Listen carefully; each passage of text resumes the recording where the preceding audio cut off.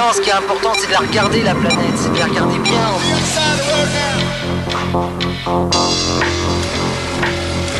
They lied to us. They knew what was going on all along.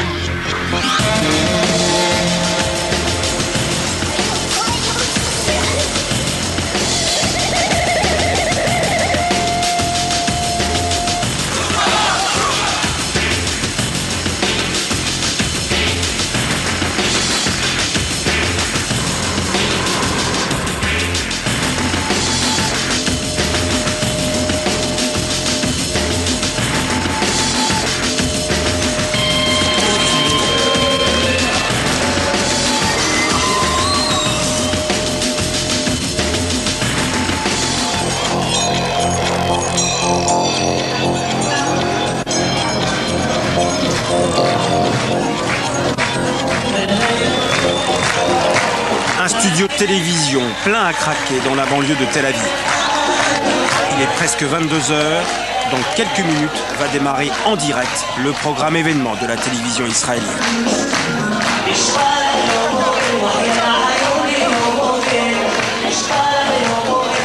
Le chauffeur de salle prépare le public au show d'Eli Gatzpan, un comique féroce qui 4 fois par semaine brocarde les travers de la société israélienne et se permet de rire de tout. לא תמצאו זה בשום מקום אחר, רק בערוץ הקניות כאן בחוג'ם ברבון. ונעבור למוצר הבא, חגורת נפץ של גוצ'י, מתאימה למסעדות ואירועים חגיגיים, היצרן מבטיח מינימום 10 הרוגים. Come you and your family to this מאחז. No, it's legal. Fuck the government. All the government, they shit. All right, quickly, before they disappear these places. רימונית, התנורה של הערבי שם כואב הראש, תני לו כדור. ילדה טובה. Bonsoir et bienvenue en Israël, un pays qui souffre notamment de son image à l'étranger. Mais comment parler d'Israël qu'on connaît surtout au travers de la guerre avec les Palestiniens? Quelle image donner de ce petit pays, grand comme la Bretagne? Quoi qu'on fasse en fait, les images montrées vous cataloguent en pro ou en anti-israélien, voire même en antisémite. Ce qui est sûr, c'est qu'il est impossible d'évoquer ce pays sans tenir compte du poids de son histoire. La Shoah, qui fait qu'encore aujourd'hui, les Israéliens craignent par-dessus tout la remise en cause de la légitimité de l'existence de leur État. Malgré ces écueils, nous allons vous montrer pourquoi Israël est aujourd'hui à la croisée des chemins en posant les questions les plus dérangeantes. Israël, questions interdites, c'est le 5e numéro d'Un œil sur la planète.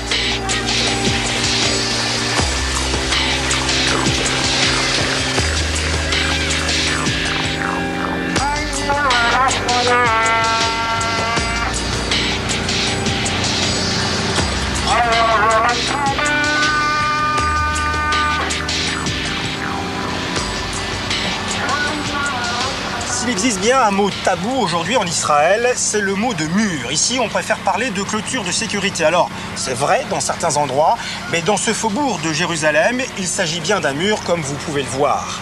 Un mur qui divise la terre, qui sépare non seulement des Israéliens de Palestiniens, mais aussi des Palestiniens.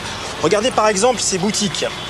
Elles sont pratiquement toutes condamnées, ce commerce vient de fermer et cette station-service devrait bientôt suivre. Son propriétaire, qui habite à 2 minutes d'ici, doit désormais mettre 2 heures pour rentrer chez lui de l'autre côté du mur, car il a un détour à faire maintenant de 25 km. Alors, avec cette construction, avec l'occupation des territoires, avec le comportement d'un certain nombre de soldats, des voix en Israël s'élèvent pour dénoncer pareils agissements.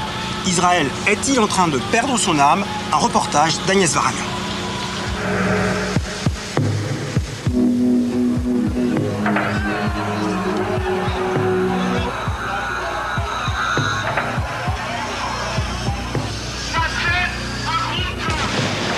Attentats, répression, occupation, il faut sortir de l'engrenage de la violence, sinon Israël court à la catastrophe.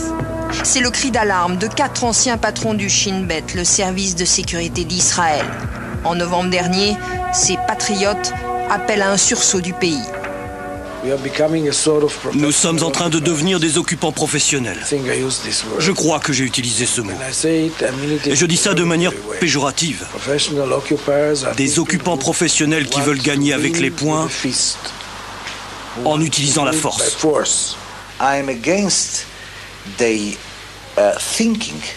Je suis contre ceux qui pensent qu'en opprimant, en forçant, en tuant et en humiliant les Palestiniens, on les fera ramper vers la table de négociation.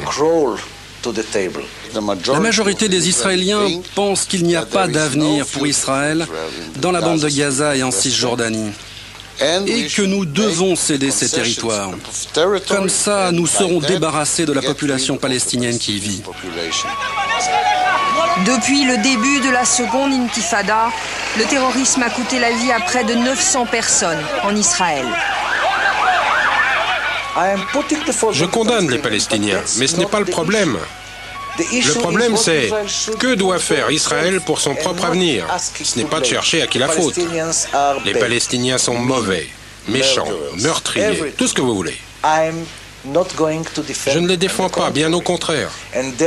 Ils sont responsables de ce qui se passe ici. Mais le problème, ce n'est plus de savoir qui il faut accuser. La question, c'est que doit-on faire pour rendre notre vie meilleure et plus facile? Je ne crois pas que l'État d'Israël soit menacé par le terrorisme. Le terrorisme n'est pas une menace pour l'existence de l'État d'Israël. C'est dramatique. La population paie le prix fort, mais ce n'est pas une menace pour l'État d'Israël. Ce constat émane de l'ancien président de la Knesset, le Parlement israélien. Selon lui, la sécurité du pays ne doit pas être le prétexte à l'occupation des territoires palestiniens. Et puis il y a la prise de position de héros de l'armée comme Iftar Spector, un as de la chasse israélienne. En 1981, il participe au bombardement de la centrale nucléaire irakienne d'Ozirak. Israël doit arrêter les terroristes, parfois en utilisant la force. Mais ça ne donne pas le droit à Israël de tuer des gens innocents. Israël doit arrêter les terroristes, parfois même les tuer. Je suis d'accord. Mais il y a des lois pour faire la guerre. Même pour combattre, mener une guerre, vous devez respecter la loi. Sinon, vous êtes exactement comme les terroristes. Avec Iftar Spector, 26 autres pilotes signent en novembre une pétition. Ils refusent toute mission dans les territoires palestiniens. Vous ne verrez pas leur visage. L'armée de l'air les a sanctionnés, mais ils espèrent revoler un jour et pour cela doivent rester anonymes. Le sang de nos familles et de nos amis nous aveugle. Ce que nous demandons aux gens, c'est qu'ils lavent ce sang et qu'ils regardent de l'autre côté, reconnaissent et voient qu'il y a des êtres humains en face d'eux. D'accord, certains sont des terroristes. Oui, peut-être que ces terroristes méritent de mourir. Ce que je dis, c'est que juste à côté de ces terroristes, il y a une nation tout entière. Est-ce qu'on doit laisser les terroristes nous dicter notre morale ou est-ce qu'on la définit nous-mêmes? Je peux vous dire que depuis que je suis dans l'armée, j'ai pu voir et je vois à quel point cette limite a été repoussée. Il y a 3 ans, un pilote de chasse n'aurait jamais pensé qu'un jour, il pourrait décoller du centre d'Israël, voler 2 minutes, s'arrêter au-dessus de Gaza et balancer une bombe d'1 tonne juste au milieu d'une zone très peuplée.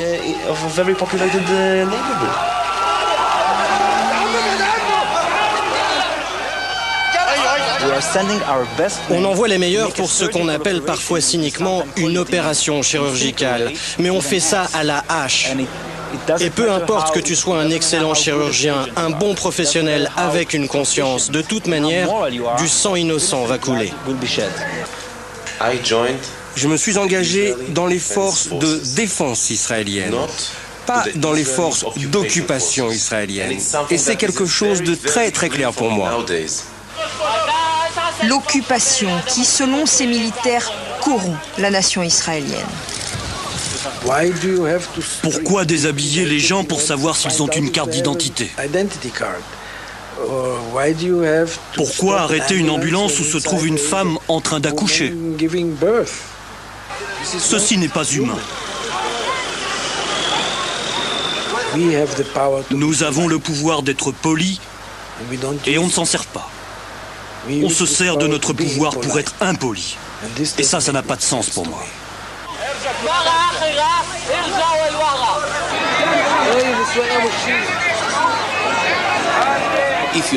Si vous êtes allé là-bas, vous avez vu quelle éducation mon garçon, mon fils, reçoit là?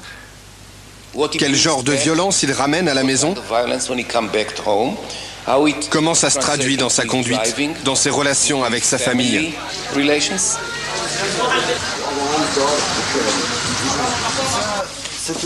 Zeev Sternel est un historien connu, spécialiste de l'extrême droite française. Pour lui, le conflit actuel n'a plus rien à voir avec les premières guerres d'Israël. J'ai fait 4 guerres, je les ai faites contre des armées arabes, 3 fois contre les Égyptiens. Jamais nous n'avions affaire aux populations civiles. Pour la première fois aujourd'hui, le soldat, le tankiste, le parachutiste, l'officier de commando se trouve face à une population civile dont il a peur parce qu'il ne sait jamais où se trouve le danger et face à laquelle il joue le rôle de garde-chiourme.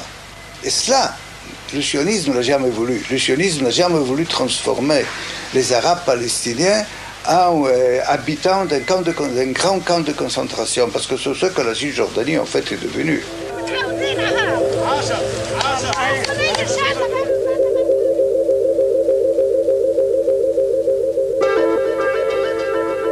Selon Ariel Sharon, faire barrage au terrorisme exige la séparation entre les deux peuples.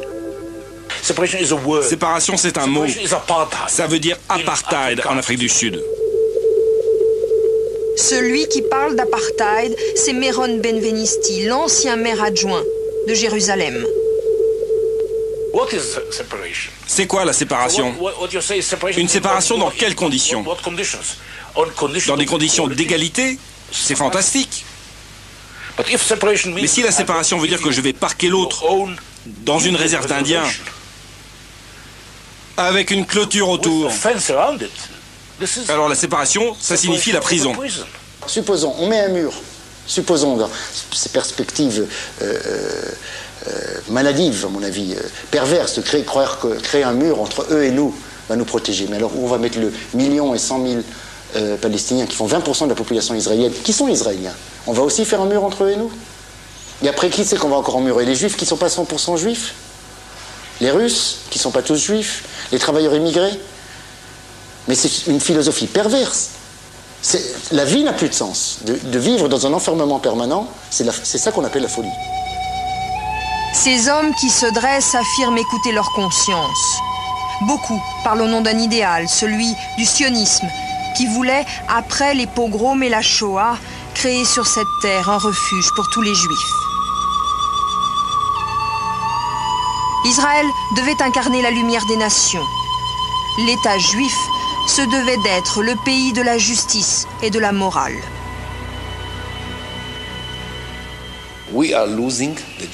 Nous perdons, jour après jour, ce qui faisait l'État juif. Nous perdons nos valeurs morales et notre raison d'être ici. Être juif, c'est par définition exiger de moi-même bien plus que je ne demande aux autres. C'est un défi, c'est ma raison d'être. C'est tout ce qui fait un juif.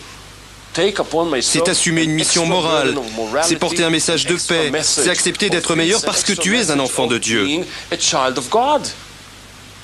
Faire partie du peuple élu, ce n'est pas être en pilotage automatique.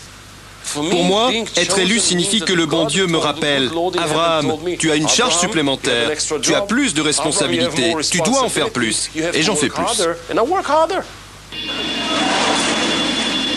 Comme l'écrit Abraham Burg, le rêve sioniste est-il mort?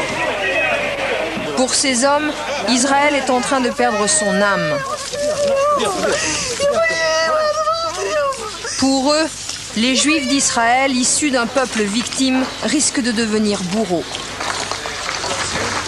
56 ans après sa création, ce si jeune État, investi par ses fondateurs d'une mission si particulière, est devenu un État comme les autres, avec, lui aussi, des pages noires dans son histoire.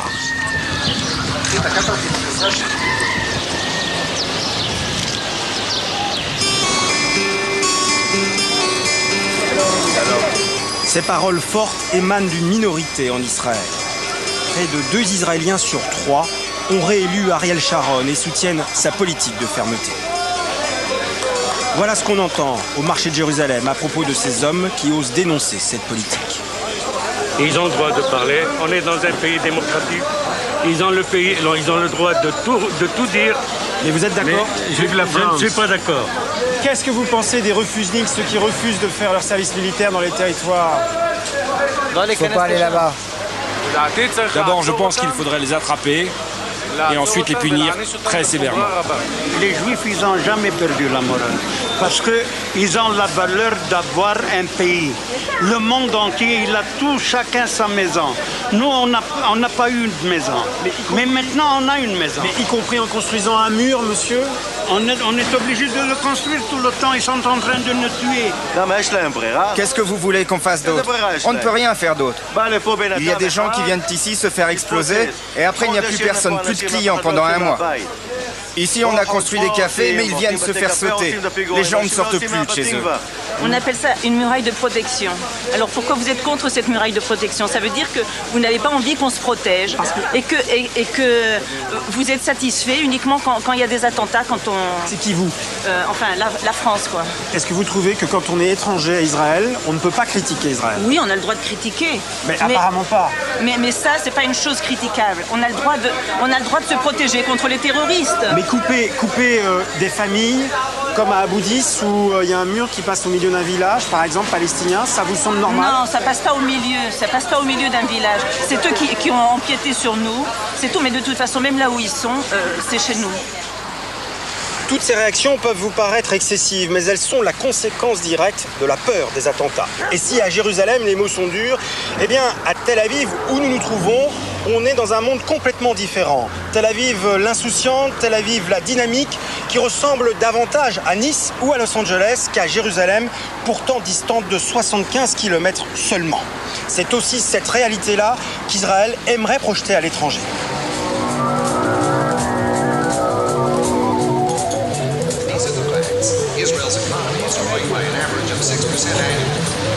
Business activity has been spurred by the privatization of government-owned companies and a sophisticated capital market. It's a story you may not know. The story of Israel, modern, energized, and on the move. Israel with one of the fastest growing economies in the world, where new ideas are transformed into world-beating business concepts. A state-of-the-art society that's stable and sophisticated. Israel, one of the most attractive investment opportunities on the planet. Cette image dynamique permet à Israël d'attirer, encadré par l'agence juive, de nouveaux migrants. 34 000 en 2002, près de 3 millions depuis la création de l'État en 1948.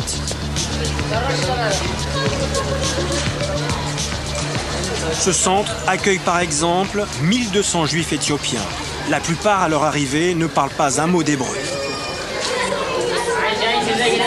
Durant 2 ans, ils sont pris totalement en charge. Le coût de cette intégration, $100 000 par personne, entièrement financé par la diaspora juive. Un effort considérable, le prix à payer pour préserver le caractère juif de cet État. Dans le pays, il existe plus d'une trentaine de centres d'accueil. Ils reçoivent les Juifs du monde entier, dont des Français, plus de 2000 l'année dernière, qui accomplissent leur alliance.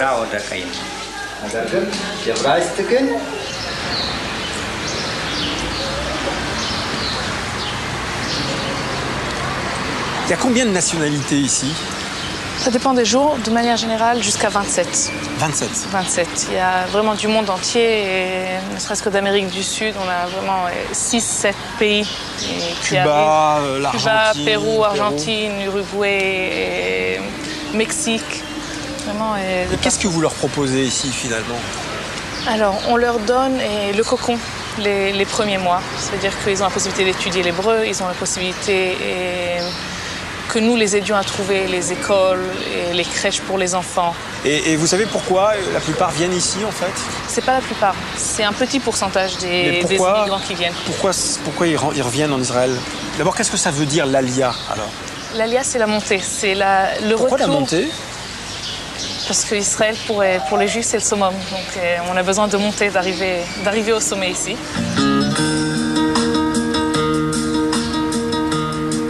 Pourquoi les gens viennent? Pour chercher quelque chose qu'ils n'ont pas trouvé dans le pays dans lequel ils sont nés, pour revenir à une certaine source, pour se sentir chez soi.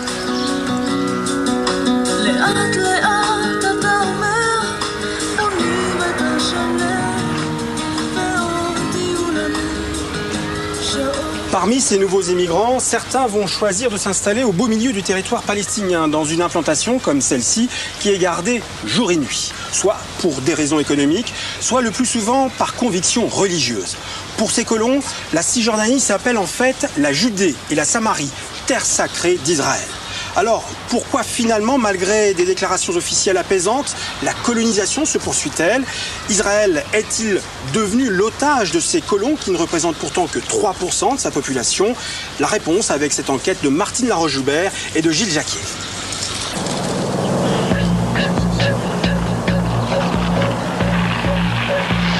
Bus blindé. Gilets pare-balles et casques pour les colons. Soldats sur le qui-vive, 3 militaires ont été tués la veille par une kamikaze sur un checkpoint voisin. Nous sommes au carrefour de tous les dangers. Un point de passage à l'entrée de la bande de Gaza. Ici, 7500 colons vivent au milieu d'1 200 000 Palestiniens. Ces implantations ont été créées il y a plus de 30 ans, après la guerre des 6 jours, pour des raisons dites stratégiques. La frontière égyptienne est à quelques kilomètres. Nous prenons le bus vers l'implantation de Netzarim. La route s'enfonce en terre palestinienne.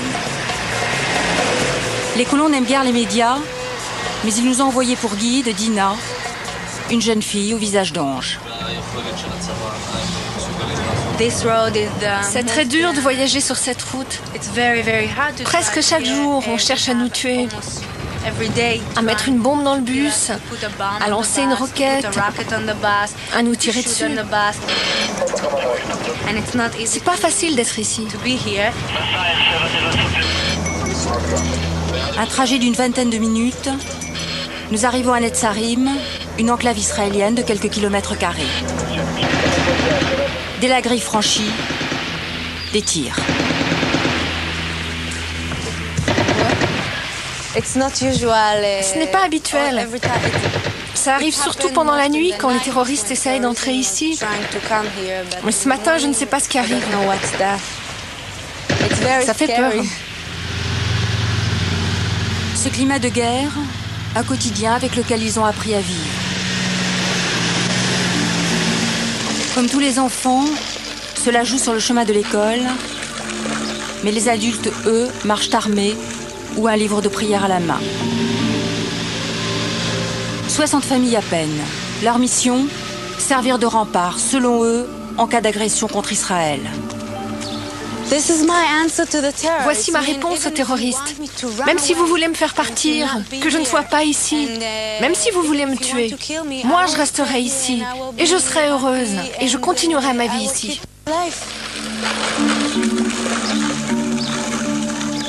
Une véritable foi dans son rôle qui fait tenir Dina. Un rôle qu'elle récite comme une leçon. Les bons sont d'un seul côté, le sien. À Gaza, ces scènes bibliques sont trompeuses. Palestiniens et colons vivent dans un face-à-face mortel. Les Israéliens ont construit des murs pour se protéger des tirs sur la route. Plus de 20 morts ici depuis le début de la seconde intifada. Jacques, d'origine française, nous amène à Kfar Darom, dans une usine plusieurs fois la cible d'attaques palestiniennes. Un contremaître proteste à notre arrivée. Non, je n'ai pas envie qu'il filme. Et puis que ça explose ici, la semaine prochaine. Ici, ils cultivent des salades d'un genre tout particulier.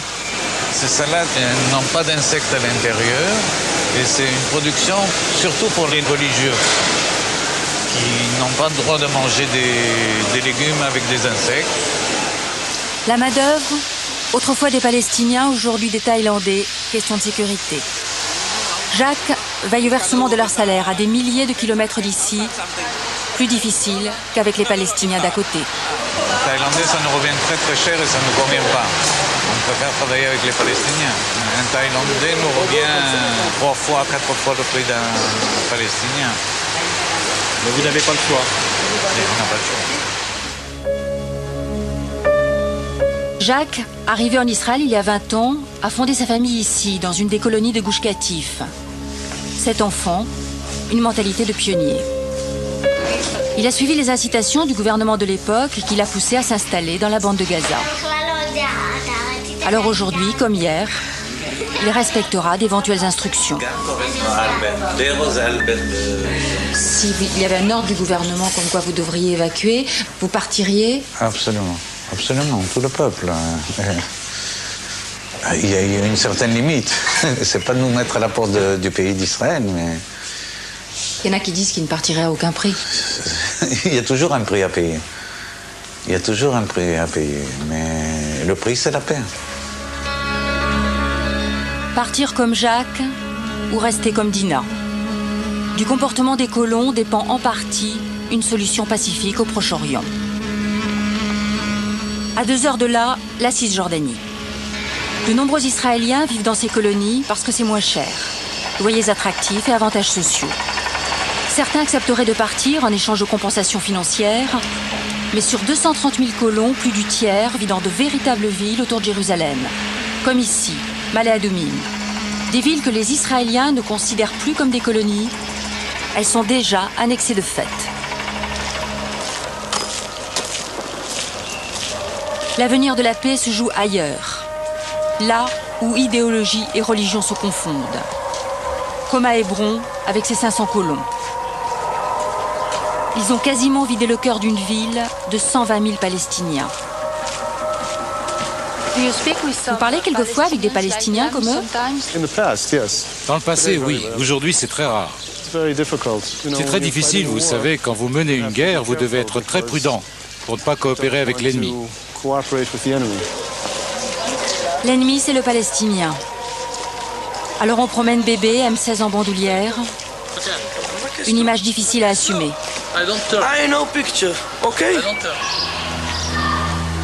Les Palestiniens ont dû fermer leurs boutiques depuis le début de la seconde intifada. Sur leur devanture, des graffitis « Morts aux Arabes » et partout l'étoile de David. Vous savez, je n'aime pas particulièrement les graffitis. Mais c'est la réaction des enfants quand ils se font tirer dessus. Alors ça n'est pas si mal.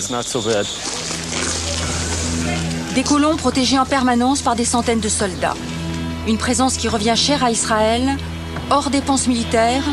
Un colon coûterait en moyenne 2 000 € de plus par an qu'un citoyen ordinaire. Au minimum le double, sécurité comprise. À Hébron se dresse le caveau des patriarches, un lieu sacré pour les juifs et pour les musulmans. Certains y viennent sous haute escorte. Il y a 10 ans, un colon, Baruch Goldstein, a tué ici 29 Palestiniens. À Hébron, recueillement et tragédie se croisent. Madame Zervib est originaire d'Algérie.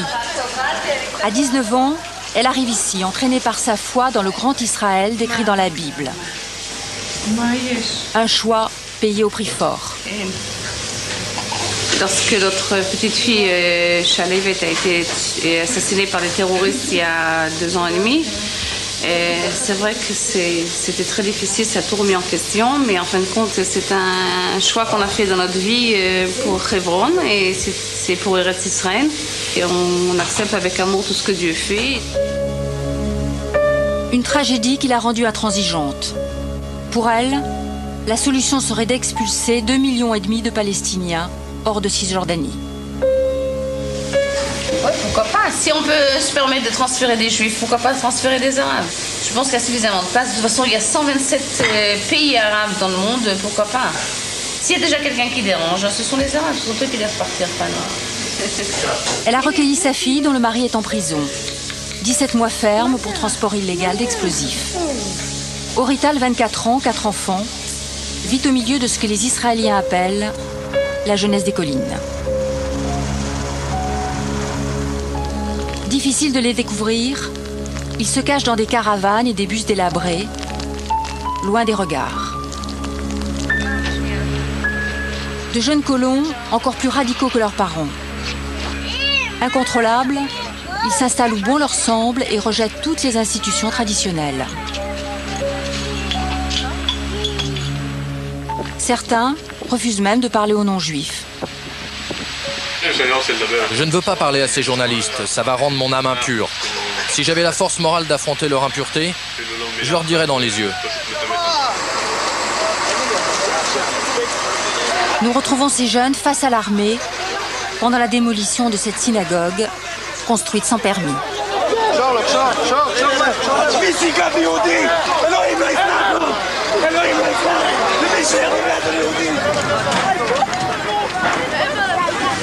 Dieu va se venger sur tous ceux qui détruisent cette synagogue. Le chauffeur de ce bulldozer sera maudit. Des expulsions spectaculaires, mais le lendemain, d'autres bâtiments seront échafaudés. Ces images servent peut-être à calmer l'administration américaine qui demande l'évacuation des colonies illégales à Ariel Sharon.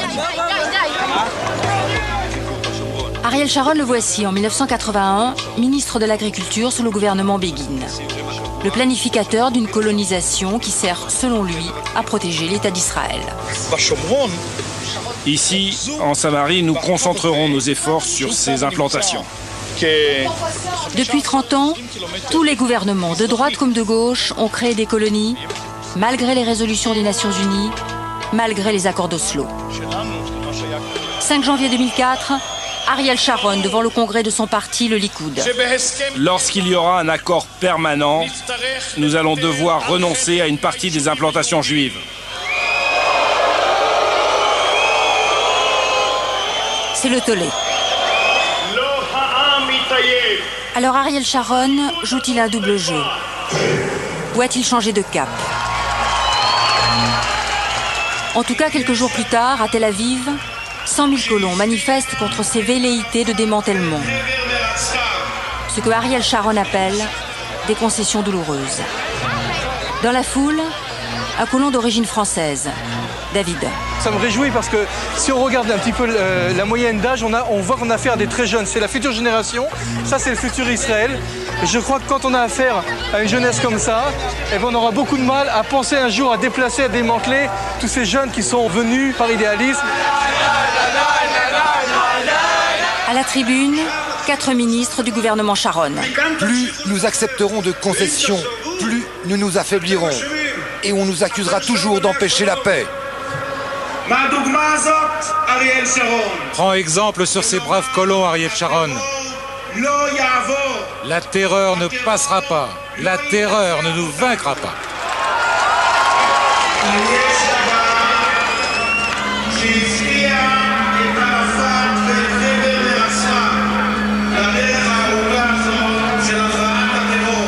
Et les députés du Likoud, ils sont là, ils sont à la tribune ce soir, ils sont ici derrière nous. Ils disent non, Ariel Sharon. Jusqu'à là, on était avec toi, mais maintenant, c'est terminé. On ne te suit plus. Nous accompagnons David Shapira vers la colonie où il habite, en suivant un itinéraire spécialement conçu pour les colons. Des routes comme celle-ci, qui contournent les localités palestiniennes et relient les implantations. Elles quadrillent la Cisjordanie et compliquent la circulation des Palestiniens. D'après les colons, une nécessité. Si j'ose m'aventurer à l'intérieur d'un territoire arabe, territoire palestinien, j'aurais toutes les chances de me faire lyncher et donc nous ne pouvons plus emprunter les mêmes routes que les Arabes. Shalom. David veut nous convaincre qu'il n'est pas un colon, au sens littéral du terme, et qu'il est bien chez lui, à Bethel, une petite ville de 5000 habitants, au cœur de la Cisjordanie. Alors il nous entraîne, accompagné d'un responsable de la mairie, vers ces vestiges archéologiques. Nous sommes les seuls conquérants au monde, que quand on creuse la terre qu'on a conquis, nous trouvons la trace de nos ancêtres. Ici, vous avez une cuve à vin, et vous avez des dizaines de sites comme ça, des bains rituels, des cimetières, des usines d'huile d'olive de l'époque. Et c'est pour ça qu'on est revenu ici. On est revenu à la maison.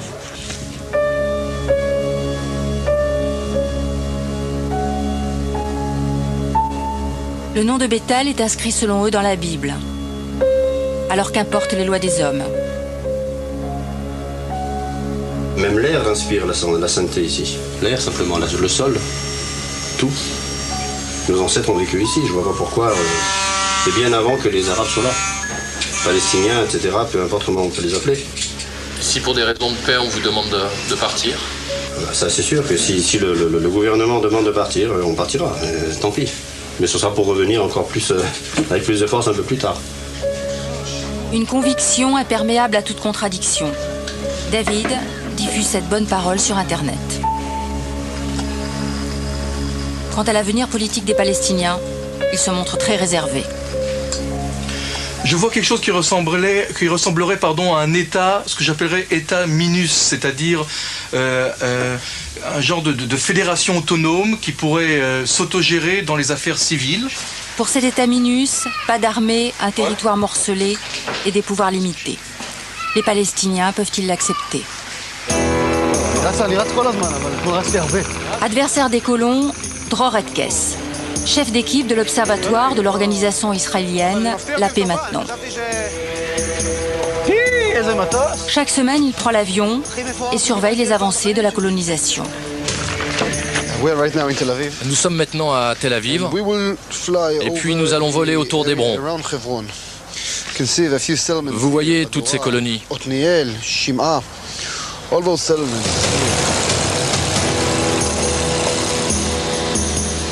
Vue du ciel, l'étendue des terres sous le contrôle des colons impressionne.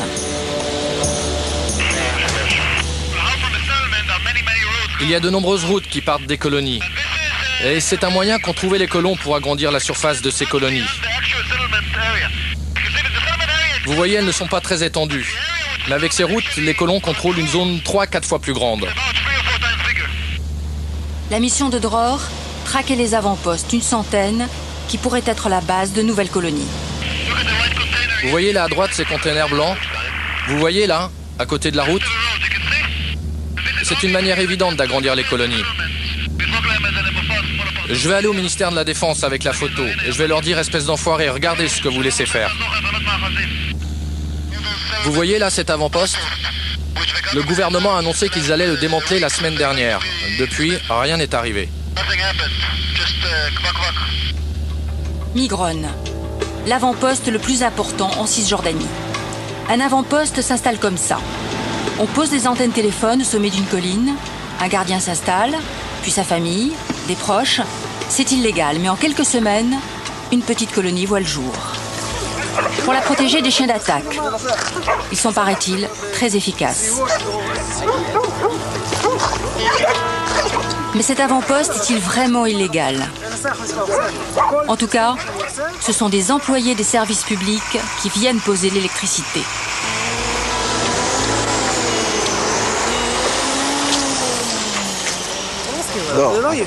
Entre Dror et ce colon, c'est un dialogue de sourds. Dror rêve de rallier autour de lui des milliers d'Israéliens qui encercleraient Migron pour la faire évacuer. Le colon prétend que son avant-poste est sur le point d'être légalisé par le gouvernement. Un débat sans fin. Pendant ce temps, la clôture de séparation gagne du terrain. À certains endroits, elle s'enfonce déjà de plusieurs kilomètres en Cisjordanie pour protéger le maximum de colonies. Le tracé à venir n'est pas encore exactement défini, mais il pose déjà problème. Pour ceux qui s'y opposent, ce tracé dessine sans doute les frontières du futur État palestinien, réduit à une simple enclave. Le dossier devrait être examiné par la Cour internationale de justice de La Haye. La bataille du mur commence.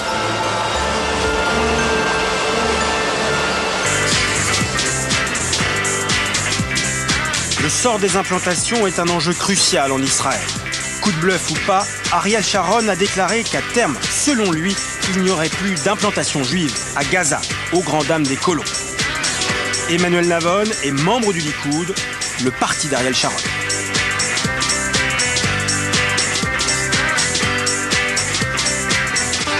Bonjour. Bonjour.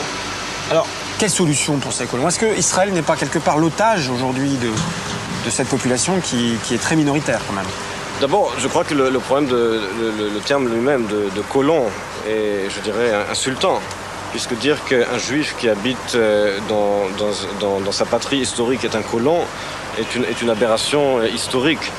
Le fait qu'effectivement il s'agisse d'une population juive dans une région qui n'a pas de statut juridique final défini pose un problème effectivement qui peut être résolu dans le cadre de négociations. Si on parle d'une solution de 2 États pour 2 nations, un État juif pour les juifs, un État arabe pour les arabes. Je vous rappelle que dans l'État juif, dans l'État d'Israël, nous avons 20% de citoyens arabes, nous avons des citoyens arabes à Jaffa, à Haïfa ou d'autres villes.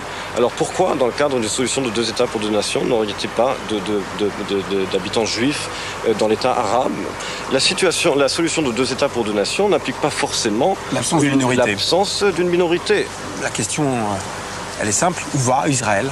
Je crois que nous sommes sur le seuil de décisions historiques et stratégiques qui n'ont pas été prises ces 30 ou 40 dernières années et qu'après la séparation unilatérale qui est en train d'être appliquée, nous aurons un État juif souverain avec une majorité juive. Malheureusement, l'OLP n'a pas voulu de cette paix qui lui a été offerte. Elle devra se contenter de ce qui lui reste face à un État juif qui continuera de se défendre, qui n'acceptera pas cette méthode hypocrite de faux accords pour améliorer sa situation stratégique face à Israël, et que nous aurons un État juif souverain, bien entendu qui ne sera pas sur la totalité de la terre d'Israël. Nous devrons renoncer à de nombreuses parties de cette terre historique, mais nous pourrons réinvestir notre énergie nationale dans l'éducation, dans la science, dans la culture, et nous défendre face malheureusement à des voisins qui ne nous ont toujours pas acceptés comme État juif souverain. Il y a un sondage qui a fait beaucoup parler de lui en Israël et en Europe, qui place ce pays en tête des pays les plus dangereux pour la paix du monde. Sondage réalisé auprès de 15 pays européens et 15 pays de l'Union européenne, et 11 de ces 15 pays ont placé Israël en tête. Comment vous avez réagi quand vous avez vu ça? Je ne connais pas d'autres pays au monde où on pose en question, on remet en question la légitimité même du pays à la lumière de sa politique. Je crois qu'un des problèmes dans la façon dont l'Europe perçoit Israël, c'est que beaucoup d'Européens perçoivent Israël comme une espèce de cadeau qui a été donné par les Européens, comme un dédommagement contre la Shoah. Et bien entendu, cette représentation est fausse. Ce pays ne nous a pas été donné, c'est notre pays, nous l'avons construit nous-mêmes. Bien avant la Shoah, ce n'est pas un cadeau européen, et que c'est aux Européens de résoudre ce problème de perception vis-à-vis d'Israël. Le fait que nous ayons parfois une politique qui puisse déplaire ou une politique qui ne soit pas la bonne, c'est très possible. C'est pour ça que nous avons une société démocratique pour critiquer cette politique et pour la changer en cas de besoin.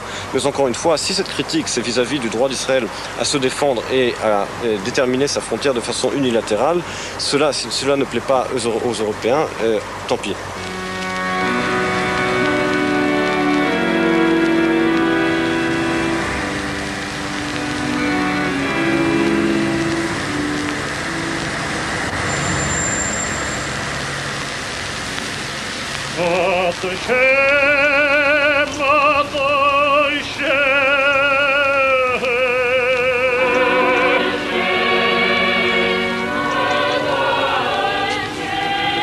Ce pays, un homme l'a rêvé. Theodor Herzl, qui est enterré ici, est l'un des pères fondateurs du sionisme. C'est lui qui, en 1897, a imaginé qu'un jour, il y aurait un État pour les Juifs quelque part dans le monde. Mais il était si peu religieux qu'il envisageait cette création dans des pays comme l'Argentine ou l'Ouganda. C'est finalement en terre biblique qu'Israël est né, sous la pression des religieux qui y jouent depuis un rôle fondamental. Alors quelle est la réalité de ce pouvoir religieux? Israël est-il une théocratie avant d'être une démocratie? La réponse avec Vincent Nguyen et Mathieu Drechou.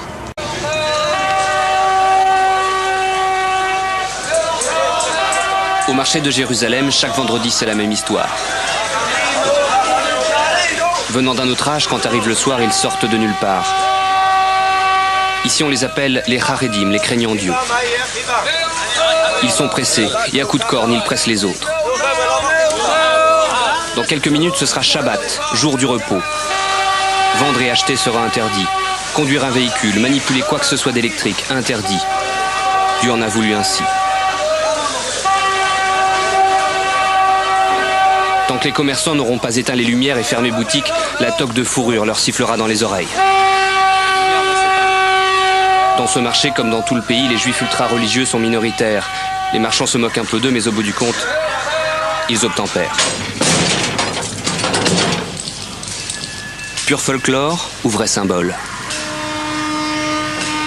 Quand peu après, une sirène annonce officiellement le début de Shabbat, ce ne sont pas les orthodoxes qui interdisent aux voitures de traverser leur quartier, mais la police de Jérusalem. Shabbat Shalom. La ville sainte observe un silence pieux et Israël s'interroge sur la place de la religion dans sa démocratie.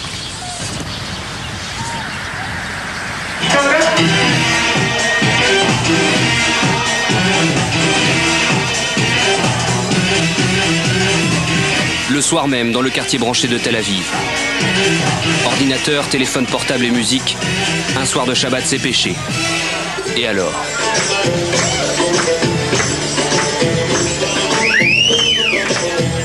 Ici on fait la fête.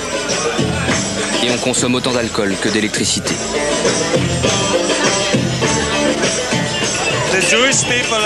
En Israël, il y a deux sortes de juifs. Ceux qui sont religieux et ceux qui ne le sont pas. Je ne le suis pas, alors je sors. Je respecte ma religion et je l'aime. Mais je veux qu'on me laisse vivre comme je l'entends. Cette jeunesse-là ne s'identifie pas par sa religion, mais par son pays. Juifs ou israéliens, tous font une distinction. Votre identité, c'est quoi? Israélienne d'abord, et juive ensuite. Israélien. Israélienne.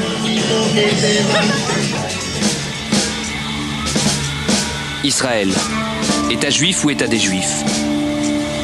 Claude Klein a beaucoup réfléchi à la question. Cet universitaire a traduit le texte fondateur du sionisme, écrit par Theodor Herzl à la fin du 19e siècle. Dans ce texte, l'homme évoque plus une terre refuge qu'une terre promise. Herzl était un bourgeois de Vienne qui avait vécu à Paris, qui avait beaucoup voyagé et qui voyait une sorte de démocratie à l'occidentale. Et je crois qu'il le dit de façon extrêmement claire. Il a notamment une formule extraordinaire. Il dit nous garderons les rabbins dans les synagogues comme il faut garder les soldats dans les casernes. Mais en Israël, près de 10% des juifs sont ultra-religieux.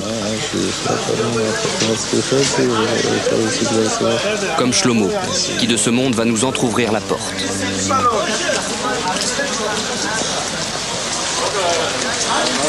Il habite Mea Shearim à Jérusalem. Autour de ce quartier vivent des dizaines de communautés orthodoxes. Elles ont des règles et des codes vestimentaires distincts, mais le néophyte n'y voit que du noir. Vivre en Israël, pour les Haredim, c'est d'abord un paradoxe. Pour eux, seule l'arrivée du Messie aurait justifié la création d'un État hébreu. Mais ils habitent quand même en Terre Sainte, parce que c'est un des préceptes divins qu'ils doivent observer. Il y en a 613 en tout, 248 obligations et 365 interdits règlent leur vie. Ici, on regarde le visiteur de travers et on en exige une tenue correcte, surtout pour les dames. Pas de décolleté, pas de manches courtes, pas de jupe courte, pas de pantalon et pas d'habits trop moulants. Pourquoi? Parce qu'ici, l'éducation, c'est... On essaye de... Pas de cacher, mais on essaye de protéger les enfants de tout ce qui est pros, tous les problèmes de ce monde, etc. Donc ils veulent pas que ça rentre dans leur...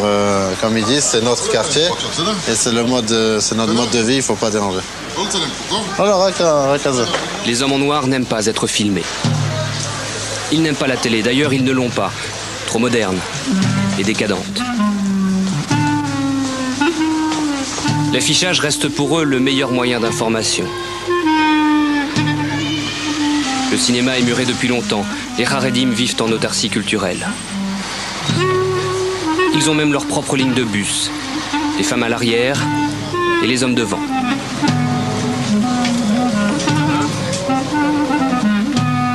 Ici, un réparateur de poussettes ne connaît pas le chômage. C'est l'accessoire numéro 1 des familles orthodoxes, dont la natalité est galopante. De briques et de broc, les appartements sont toujours en travaux. Les enfants poussent les murs, littéralement. Ici, plus la famille elle grandit, chaque année il faut rajouter un petit balcon et chaque année il faut murer le balcon de l'année précédente pour transformer ça en chambre pour les enfants. D'abord les enfants ils viennent, ensuite on s'adapte. S'adapter, c'est exactement ce que fait Shimon à quelques pas de là. Quelques gâteaux et l'on va peut-être pouvoir s'entendre. 14 enfants, ça fait du bruit. Bravo madame, vous avez bien du courage. Chaque matin, votre mari remercie Dieu de ne pas l'avoir fait femme et vous gardez la foi. Le premier commandement de la Torah, c'est croisser et multiplier sur cette terre. Dieu nous a commandé de peupler la terre. Et parce que nous apportons des enfants, Dieu nous offre ses bienfaits, sa Torah et beaucoup de joie.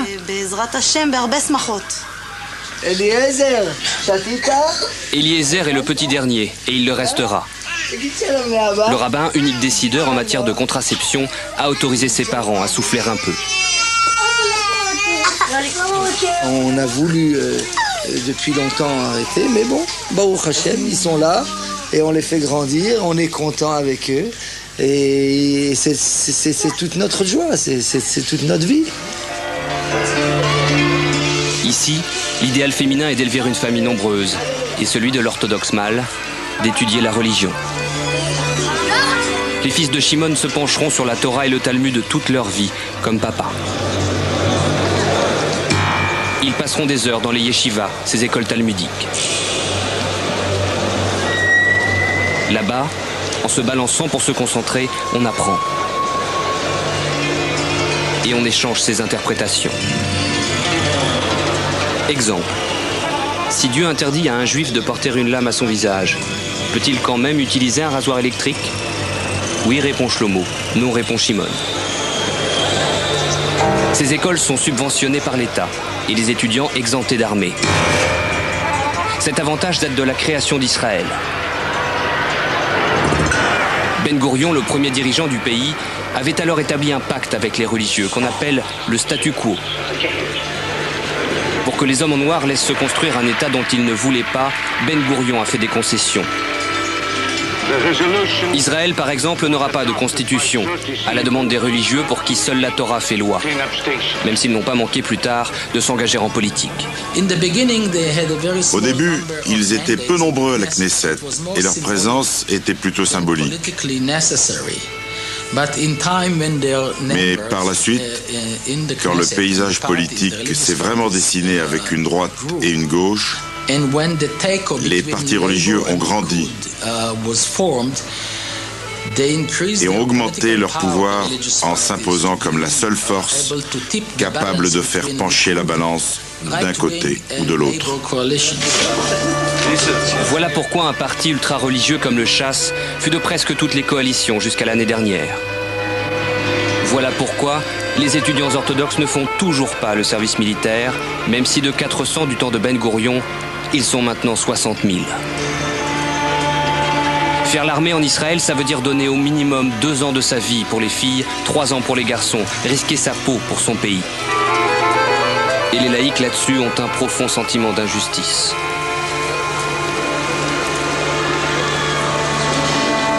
Le statu quo, c'est aussi le contrôle par le grand rabbinat de la nourriture cachère. Dans les cantines des administrations, un rabbin veillera toujours à ce que les fonctionnaires ne mélangent pas viande et laitage. Les hôtels ont généralement leur rabbin, mais ils n'y sont pas obligés. Le Le domaine où le statu quo pèse plus directement sur la vie des Israéliens, c'est l'état civil. Qui a le droit de se marier, de divorcer ou d'être enterré dans un cimetière juif? Ce sont les tribunaux rabbiniques qui décident, avec le Talmud en guise de code civil. Et s'il y a un doute sur la judaïté d'une personne, ce rabbin n'autorisera pas son mariage au nom de la survie du peuple juif. Le seul petit peuple qui a survécu depuis 3000 ans, alors que de grandes civilisations ont disparu, c'est le peuple juif. Et c'est la Torah qui l'a préservé. Le mariage est le ciment du peuple juif. Autrement, nous finirons tous goy.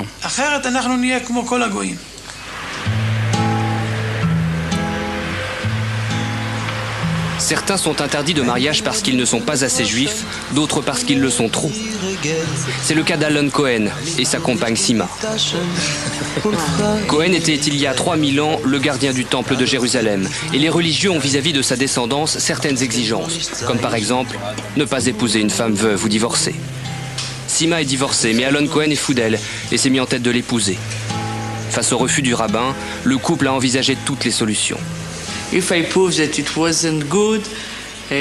pouvais essayer de prouver que mon premier mariage n'avait pas été célébré par des bons juifs.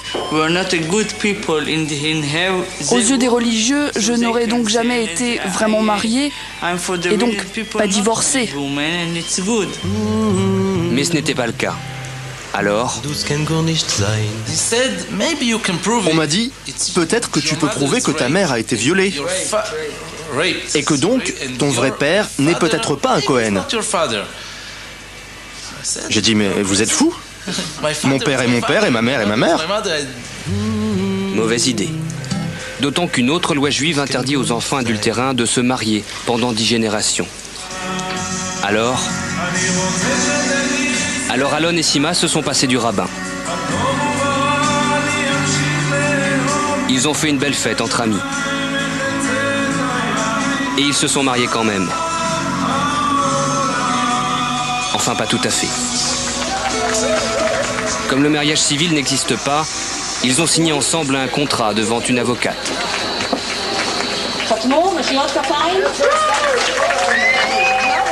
Ce mariage, même symbolique, est pour cette avocate un acte de résistance laïque.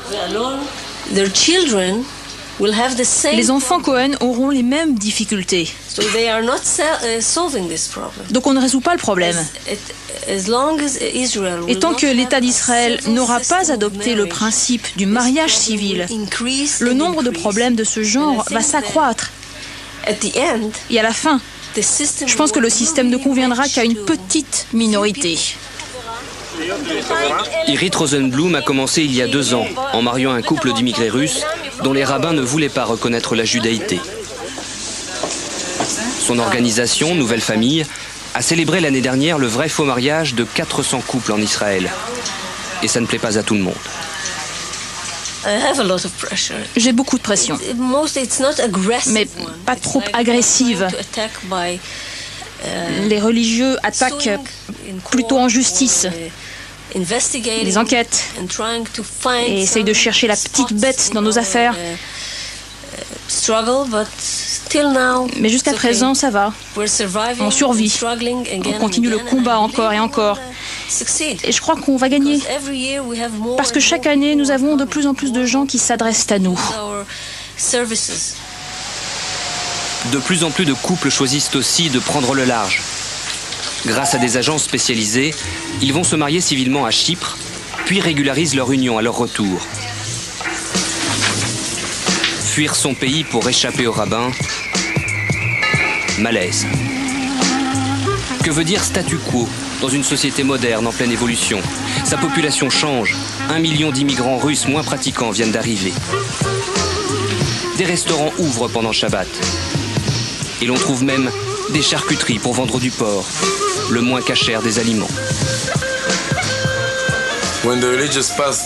Quand les religieux passent devant, ils font comme ça.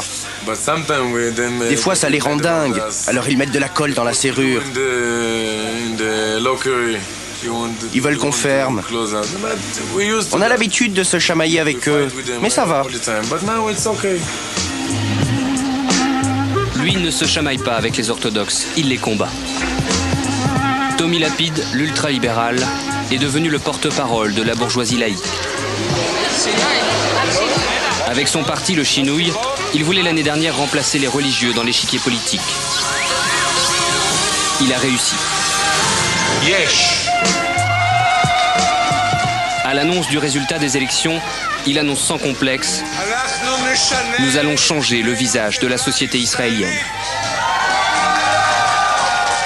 Le résultat, c'est que Lapide a été très fort, puisqu'il est venu chez Sharon en disant « Voilà, moi j'entre dans ton gouvernement, mais sans les ultra-orthodoxes ». Et donc Sharon a cédé. Ça a été à la stupéfaction générale, puisque le Chasse avait soutenu Sharon, notamment aux élections de 2001.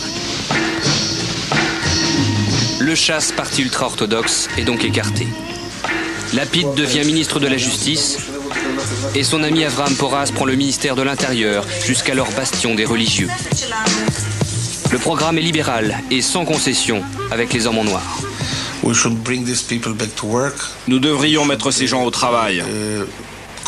Nous devrions les convaincre de faire moins d'enfants. Et ils devraient faire partie de nos forces armées. Car nous sommes malheureusement dans une situation où nous avons besoin de l'armée. Nous ne pouvons pas accepter que des gens choisissent délibérément de ne pas travailler pour passer leur temps à étudier la Torah. Et tout ça aux frais de l'État. C'est impossible.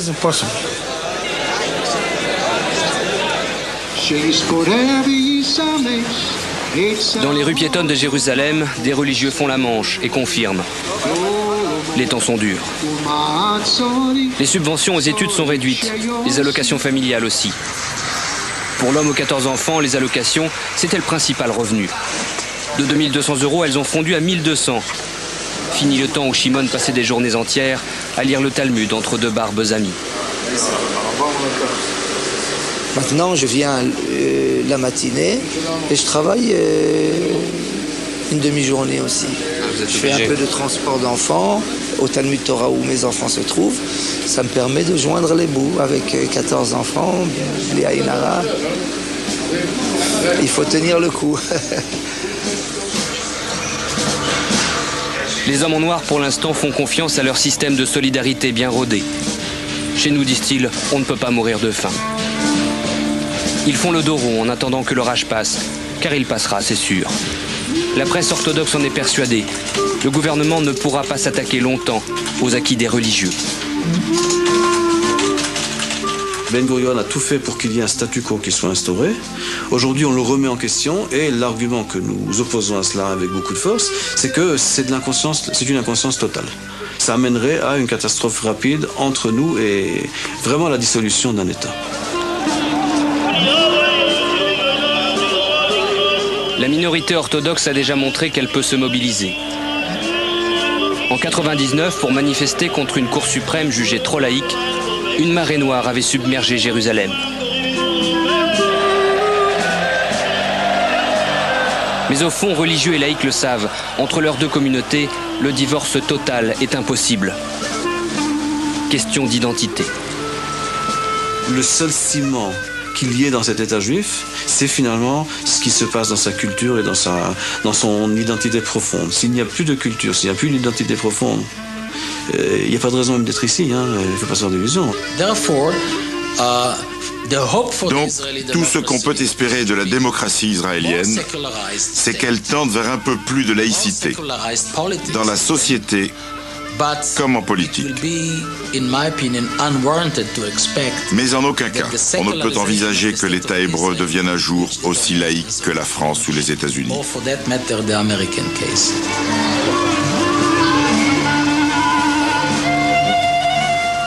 Difficile défi que celui d'Israël, à la fois démocratie moderne et terre promise.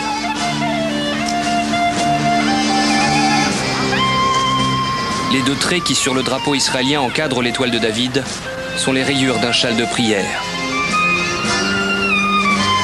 Et quand sur le marché de Jérusalem, le soleil se couchera, le vendredi, les cornes de Shabbat feront toujours entendre leur voix.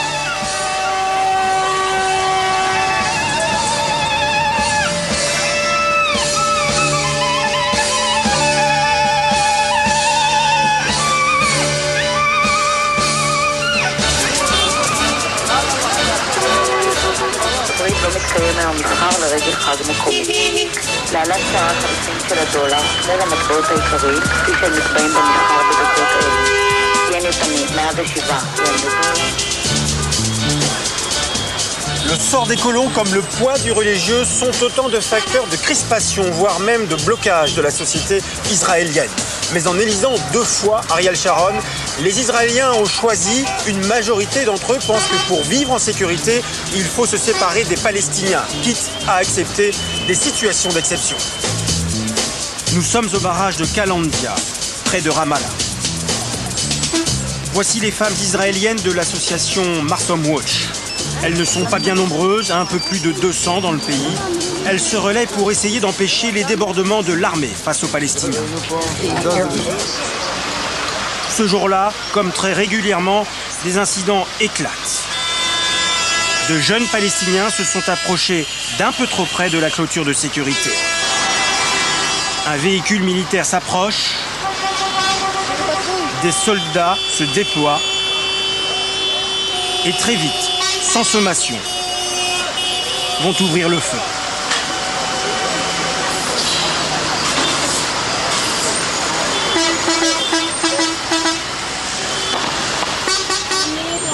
Balles en caoutchouc ou balles réelles, on ne sait pas.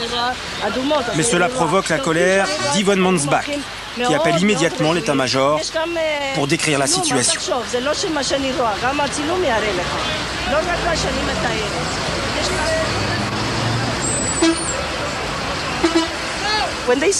Quand ils ont vu les enfants se rassembler et grimper sur la colline, les soldats ont dit « Maintenant, on va passer un bon moment ». Ils m'ont dit ça.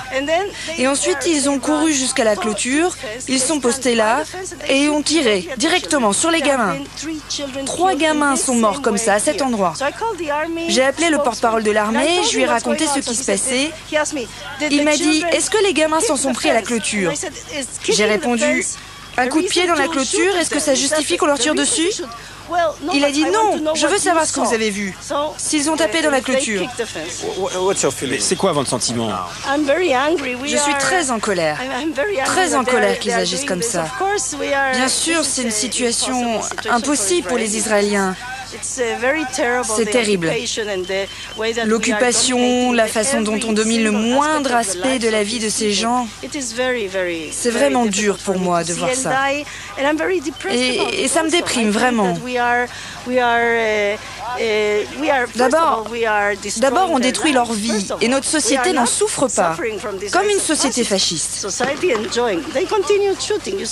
Vous voyez, ils continuent de tirer. Le soldat avance vers la clôture, il tire et ça lui fait plaisir. Mais vous savez que la plupart des gens en Israël aujourd'hui sont d'accord avec ça. Ils ne remettent pas en cause la politique du gouvernement. Et petit à petit, leur mentalité évolue. Par exemple, l'officier m'a dit « Est-ce qu'ils s'en sont pris à la clôture ?» Les gens commencent à penser que toucher à la clôture est un crime passible de la peine de mort. Ils ne remettent pas en cause l'absurdité, l'immoralité de tout ça.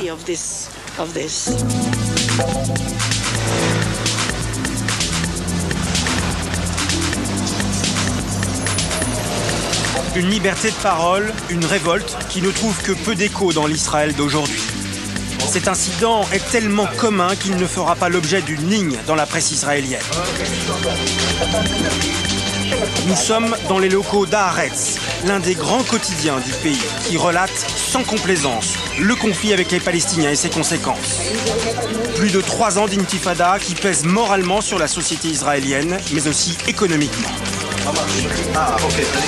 Nous avons rendez-vous avec Daniel Ben-Simon, un homme plutôt à gauche, un des grands éditorialistes du journal Haaretz.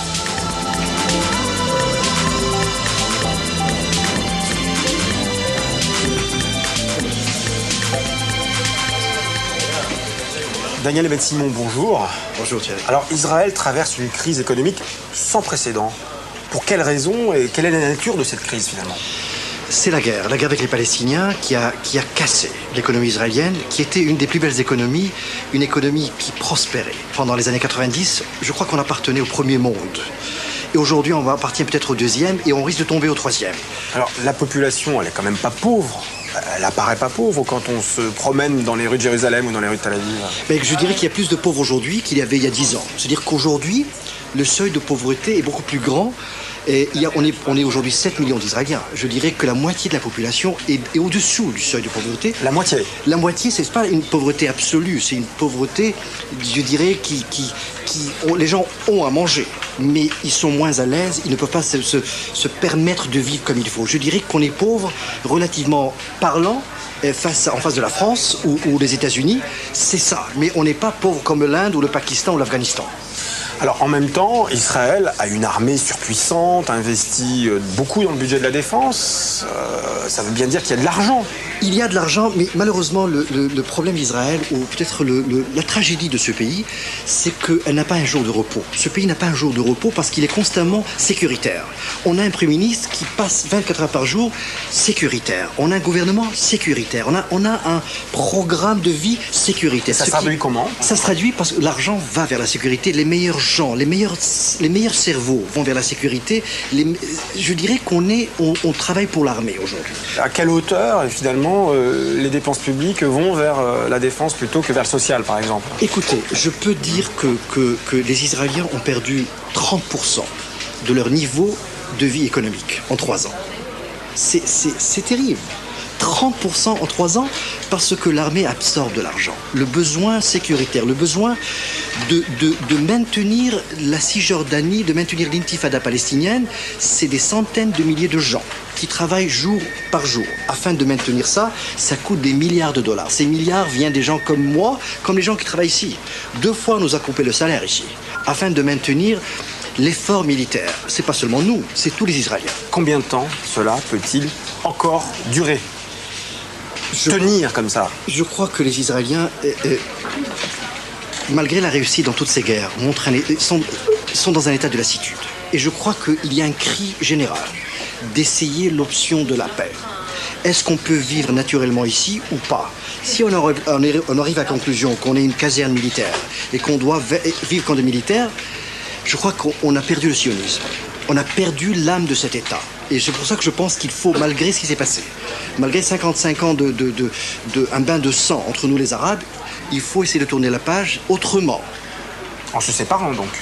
Séparation entre un État, pas de mur, un État aux Palestiniens, un État aux Israéliens, une séparation qui puisse donner la possibilité aux Israéliens de vivre et aux Palestiniens de vivre et vivre en paix avec les pays arabes. Sinon, pas d'État, pas de sionisme. Sans paix, il n'y a pas d'Israël. L'autre grand sujet d'actualité dont on parle beaucoup ici, mais qui est parfaitement inconnu en France, c'est la démographie. Par définition, Israël se veut un État juif et démocratique, mais en Israël même, il y a une forte minorité arabe qui a choisi la citoyenneté israélienne.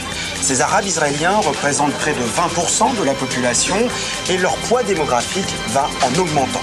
Officiellement, les Arabes ont les mêmes droits que les Juifs israéliens, mais vous allez le voir, la réalité est plus compliquée. C'est l'enquête de Tania Rachmanova.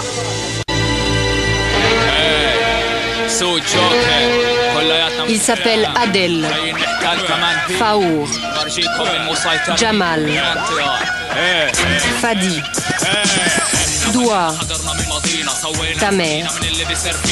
Tous, ils sont arabes israéliens. Comme eux, ils sont 1 200 000 en Israël, près d'1 habitant sur 5.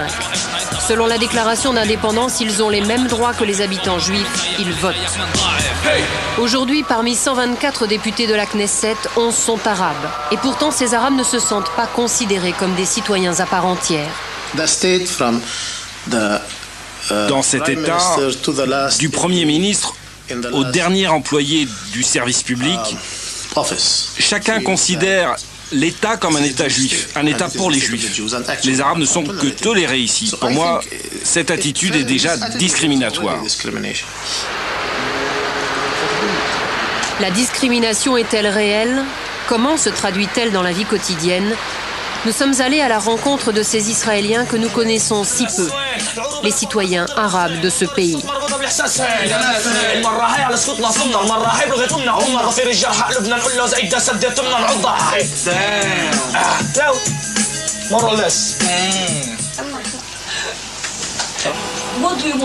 Qu'est-ce que vous voulez dire dans vos chansons? C'est avant tout des chansons pour crier notre colère. Quand vous êtes chez quelqu'un, vous ne pouvez pas faire ce que vous voulez. Mais moi, je ne peux pas faire ce que je veux chez moi, dans mon propre pays, ma propre maison. Ces garçons font partie du groupe rap Dam. Ils chantent la révolte des jeunes arabes d'Israël qui n'acceptent plus d'être les citoyens de deuxième classe. Leur source d'inspiration, Malcolm X, le rap noir américain et le groupe français IAM. Après les expulsions de 1948, ma famille a été envoyée ici. Il voulait que mon grand-père parte vers la Jordanie, mais quelque chose n'a pas marché, je ne sais pas quoi. Il est resté ici. Il fait partie de ceux qui ont eu de la chance dans ce cauchemar. Il a pu rester ici. Et toi, tu voudrais partir en Palestine? Non, je suis né ici, je veux rester ici. J'espère que mes enfants naîtront ici. Je veux même mourir ici. Mais pas tout de suite. Je resterai ici où mes parents sont nés. Et je resterai arabe. حياة امتحان واللي بيمتحنك معطيك امتحان اللي زيه ولا مرة كان واحنا بنسقط بننزل بننادي بعض وين يا وردة قد ما بندبل. 1948, c'est pour les Arabes de Palestine la Nakba, la catastrophe. L'État d'Israël qui proclame son indépendance est un État pour les Juifs. Ses dirigeants veulent la terre, mais pas ses habitants. Les Arabes fuient par peur des massacres ou sont chassés par l'armée israélienne. Presque 800 000 Palestiniens quittent leur pays pour la Jordanie, le Liban, l'Égypte ou la Syrie. Ils ne sont que 150 000 à rester à l'intérieur du nouvel État. Jusqu'en 1965, ils vivront sous un gouvernorat militaire qui surveillera et limitera leurs déplacements. Mais ils ont la citoyenneté avec une mention supplémentaire. Arabe, musulman et libre.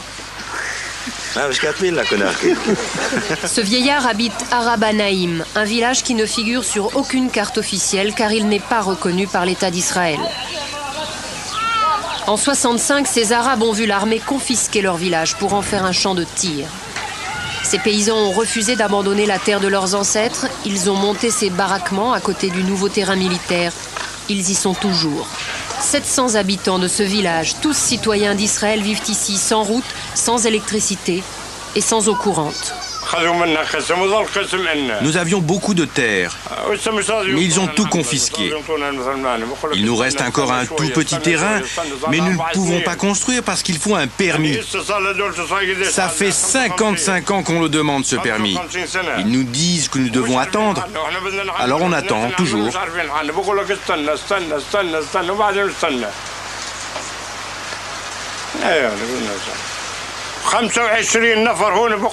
Nous sommes 25 dans la famille. En hiver, on se rassemble ici, tout le monde, les adultes et les enfants, autour de ce poêle pour se chauffer. Et on reste ici, c'est ça notre vie.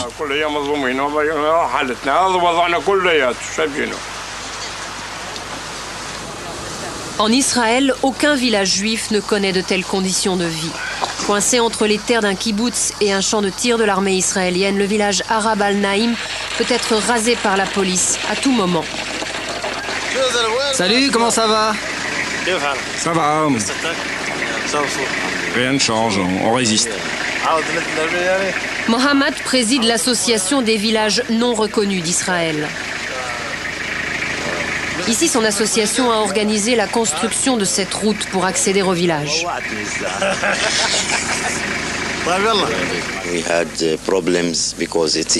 Nous avons eu beaucoup de problèmes ici parce que cette route est illégale. Ce sont les gens eux-mêmes, notre association, nos hommes politiques, qui se sont organisés pour construire cette route. Elle est illégale, mais les autorités ont laissé faire. Le combat de Mohamed est de faire reconnaître par l'État les 55 villages arabes illégaux qui abritent aujourd'hui au minimum 70 000 habitants. Les Arabes d'Israël ne vivent pas tous dans des bidonvilles. La plupart d'entre eux ont des maisons confortables et un niveau de vie bien supérieur à celui des Palestiniens ou même des Arabes des pays voisins. Mais leur problème principal reste la terre. En Israël, 93% de la terre appartient à l'État. Ici, on ne la distribue qu'aux Juifs et presque jamais aux Arabes. L'histoire d'Adel illustre bien cette inégalité. Infirmier à l'hôpital, Adel gagne bien sa vie. Sa famille, comme beaucoup d'autres, est bien intégrée dans la société israélienne. C'est d'ailleurs en hébreu qu'Adel a choisi de nous raconter son histoire. J'ai vécu une longue période dans le secteur juif, pas loin de Tel Aviv. Il y avait beaucoup de juifs dans la région et on voyait le progrès de leur qualité de vie, avec une bonne éducation, de bonnes écoles, au village ou en ville. Tout ça n'avait pas d'importance quand j'étais seul. Mais quand j'ai eu des enfants, j'ai voulu leur donner une bonne éducation. Un jour, Adel découvre une annonce qui invite les citoyens d'Israël à venir s'installer dans une ville nouvelle, Katsir. Une belle école, une piscine, des espaces verts, un endroit idéal pour élever ses 4 filles. Adel se présente alors au conseil municipal de Katsir pour déposer la demande d'un permis de construire. À ma surprise, j'ai vu au conseil les gens que je connaissais.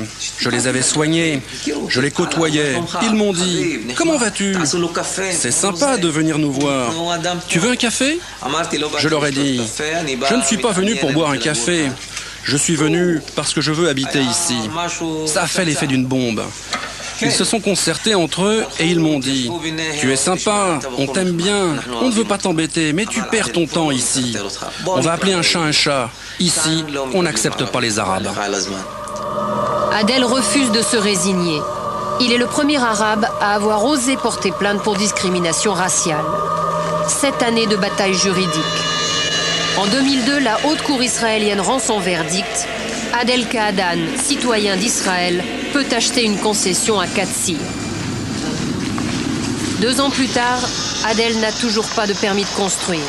Le conseil municipal de Katsir, sous divers prétextes, refuse de lui vendre un terrain. Adel continue de venir à Katsir. C'est ici qu'il veut construire sa maison. Il est bien décidé à continuer de se battre pour réaliser son rêve.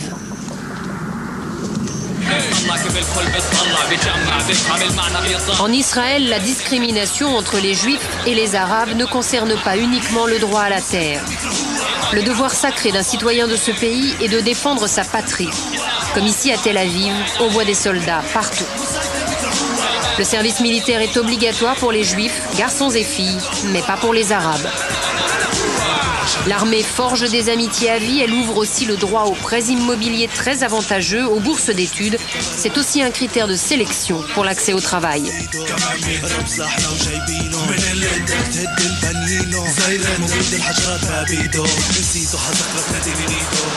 Nous sommes à Haïfa, 3e ville d'Israël. Cette ville a toujours été un des meilleurs exemples de cohabitation réussie entre Juifs et Arabes, qui représente ici 12% de la population. À Haïfa, la mixité existe à l'école et dans le travail, et malgré cela, les 2 communautés se mélangent rarement. À l'université, 20% des étudiants sont arabes. On y a même créé un centre judéo-arabe, l'un des rares lieux en Israël où la jeunesse des 2 communautés peut apprendre à se connaître. J'ai grandi à Haïfa, une ville mixte, mais je n'ai jamais rencontré d'Arabes. Je n'ai jamais eu d'amis arabes ni de voisins arabes. Mais au lycée, je me suis intéressée à la langue et à la culture arabe.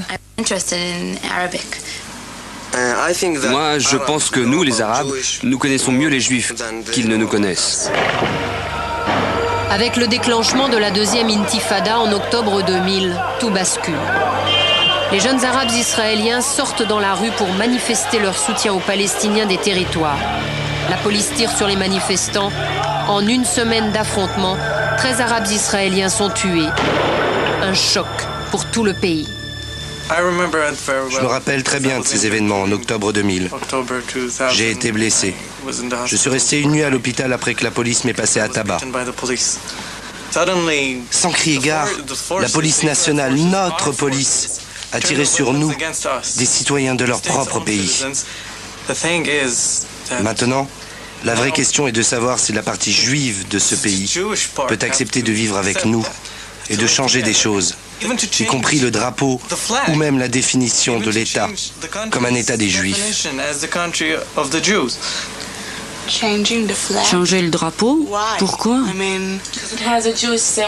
Parce que c'est un symbole juif. Comment Jamal, en tant que musulman, peut-il s'identifier à ce drapeau? Je peux le comprendre. Moi, je suis juive. Le judaïsme est une partie très importante de ma culture, mais je le comprends. Et toi, tu accepterais de t'incliner devant un drapeau musulman et un hymne en arabe? C'est le blocage. Même avec de la bonne volonté, ces étudiants juifs et arabes ne peuvent pas s'entendre sur ce qui touche au fondement même de l'État d'Israël.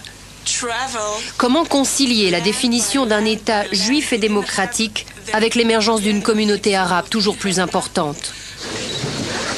Selon Benjamin Netanyahou, ministre des Finances, c'est la principale menace à venir pour Israël.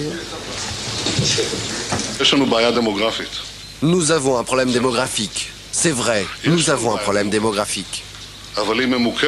Pas avec les Arabes palestiniens, mais avec les Arabes israéliens. C'est une question de nombre. S'ils s'intègrent bien, mais qu'ils arrivent à être 35, voire 40% de la population, alors il n'y a plus d'État juif. Ça devient un État binational. Si la population arabe reste à 20% comme aujourd'hui, mais que les relations continuent à être tendues, violentes comme maintenant, ça détruira le tissu démocratique de notre société. Comment Israël répondra-t-il à cette question? Pour l'instant, la solution est d'intégrer davantage les Arabes d'Israël dans la vie économique du pays. Mais selon certains sondages, 30% des Juifs israéliens seraient pour une autre proposition. Un transfert, concrètement, une expulsion des Arabes israéliens. Bien sûr, nous avons peur du transfert, mais on ne partira pas, on ne peut pas quitter notre patrie. Nous ne sommes plus en 1948. Nous sommes Israéliens et nous avons appris à nous battre pour nos droits.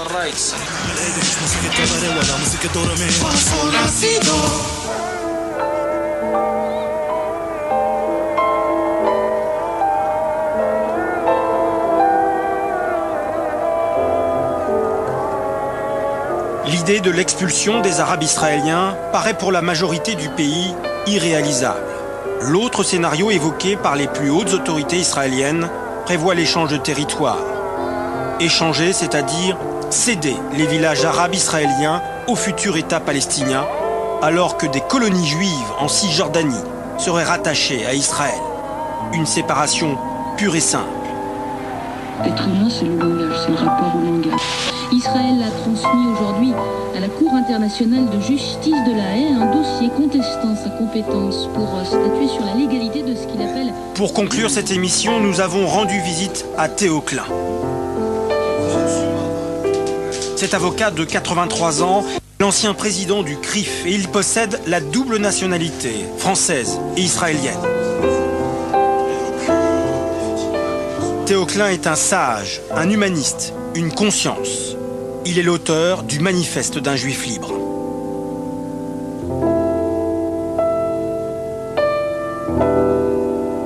Théo Klein, bonsoir. Bonsoir. Alors moi, pour commencer cette interview, j'ai envie de vous poser une question toute simple. Où va Israël aujourd'hui? Où va Israël aujourd'hui? Oui, c'est une question qui est très simple dans son apparence et très compliquée pour la réponse à donner. Je crois qu'Israël, aujourd'hui, est interpellé par les événements, est interpellé par Genève, les accords de Genève, est interpellé par l'incapacité d'aboutir à quelque chose d'autre que le renouvellement permanent de la violence. Et comme vous le savez, les attentats ne s'arrêtent pas et les représailles ne s'arrêtent pas. Et tout cela ne peut aboutir qu'à des désastres mutuels, d'ailleurs, parce que je crois que c'est aussi désastreux pour les Palestiniens que pour les Israéliens. Que pensez-vous de ceux qui disent aujourd'hui qu'Israël est en train de vivre, de traverser une crise morale? C'est votre avis? Je crois qu'Israël traverse une crise qu'on pourrait considérer comme existentielle.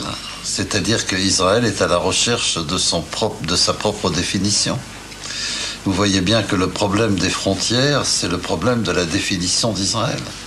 Est-ce qu'Israël veut être un État démocratique à majorité juive ? Et à ce moment-là, il faut qu'Israël se contente du territoire sur lequel elle est assurée de cette majorité. Ou bien est-ce qu'Israël veut reconstituer un royaume biblique sur les frontières du Jourdain, de la Méditerranée, de l'Égypte et du Liban? Le Grand Israël. Auquel cas, le Grand Israël, c'est l'État binational. Pourquoi ne pas définir ces frontières, finalement? Oui, non, mais votre question est parfaitement pertinente. Mais il faut constater que jamais aucun gouvernement israélien n'a défini les frontières d'Israël. Aucun. À aucun moment. À cause de Non, c'est un peuple qui se construit et qui a du mal à se construire. Mais cette crise existentielle dont vous parlez, finalement, la majorité des Israéliens n'en a pas conscience. Je pense que les Israéliens, aujourd'hui, la masse des Israéliens, elle est complètement bloquée par les attentats. On ne peut pas se rendre compte à quel point ces attentats bloquent la situation en Israël. Parce que ces attentats renforcent l'idée que l'on a fait pénétrer dans l'esprit des Israéliens que les Palestiniens veulent nous chasser. L'idée même des Palestiniens pouvant aujourd'hui chasser les Israéliens de leur territoire est une idée absurde. Quand on connaît les forces en présence. Bah oui, mais Israël est une superpuissance. Mais pourquoi toujours avoir ce sentiment de victime? C'est dans la population, et ça c'est tout de même l'héritage de plus de 2000 ans. Où les Juifs étaient les victimes. Vous savez, quand on a joué le rôle de victime pendant des siècles, on sort difficilement de ce rôle-là. On a tout de suite l'impression que ça y est, ça recommence. Est-ce que ça passe, je dirais dire, pour qu'Israël arrive à maturité, en tout cas que sa population arrive à maturité, est-ce que ça passe par, entre guillemets, une mise au pas des colons? Ça passe d'abord par de l'intelligence, et ça passe ensuite par le respect. C'est-à-dire, en fait? C'est-à-dire, si moi, Israélien, je veux avoir un État, il faut que j'accepte que le Palestinien est un État. Et comme nous sommes sur la même terre, il faut qu'on trouve une formule. Et la formule passe par deux États. Alors, est-ce que c'est deux États ou deux souverainetés? On peut discuter sur les mots. Les Juifs veulent vivre majoritaire sur un territoire. On en a assez d'être toujours minoritaire, de se sentir toujours les obligés des autres ou être considérés comme ennemis par les autres. On veut avoir un endroit où on est chez nous et où on est tranquille. Nous devons accorder exactement la même chose aux Palestiniens. Et à partir du moment où on fixe ce principe-là, alors on peut parler de frontières, on peut parler de limites de souveraineté. Pourquoi ? Parce qu'il est clair que la population israélienne, elle se trouve regroupée là, et que la population palestinienne se retrouve regroupée de l'autre côté.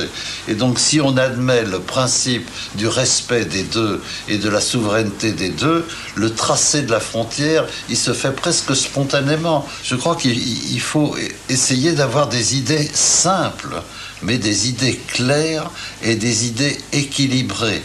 Je ne peux pas réclamer pour moi ce que je n'accorde pas à l'autre. En dehors de vous et de quelques voix, encore une fois, israéliennes, on a un peu l'impression qu'Israël reste un sujet tabou.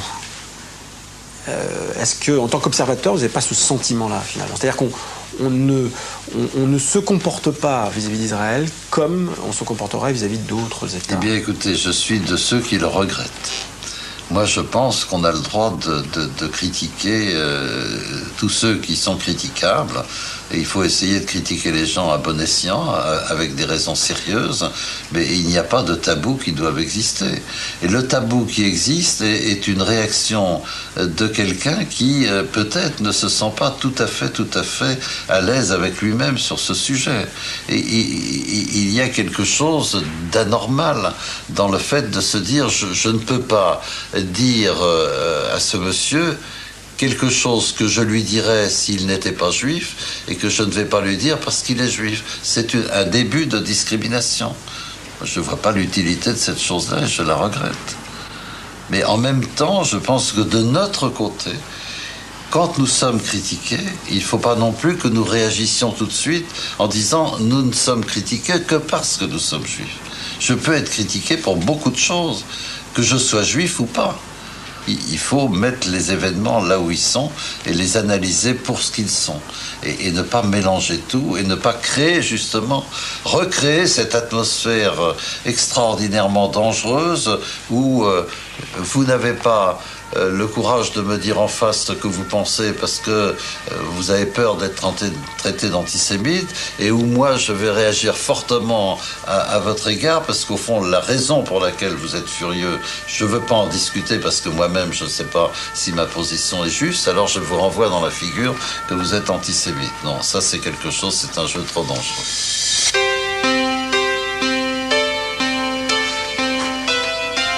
C'est la fin de cette émission au cours de laquelle nous avons tenté de comprendre Israël et sa politique. Israël, une société à la croisée des chemins qui se cherche et qui va devoir, vous l'avez compris, faire des choix historiques. Pour plus d'informations, rendez-vous sur le site france2.fr. Bonsoir, à très bientôt. En exclusivité pour RCJ, chanson pour Israël. Oui, je défendrai le sable d'Israël, la terre d'Israël, les enfants d'Israël, quitte à mourir pour le sable d'Israël, la terre d'Israël, les enfants d'Israël. Je défendrai contre tout ennemi le sable et la terre qui m'étaient promis. Je défendrai le sable d'Israël, les villes d'Israël, le pays d'Israël, quitte à mourir pour le sable d'Israël.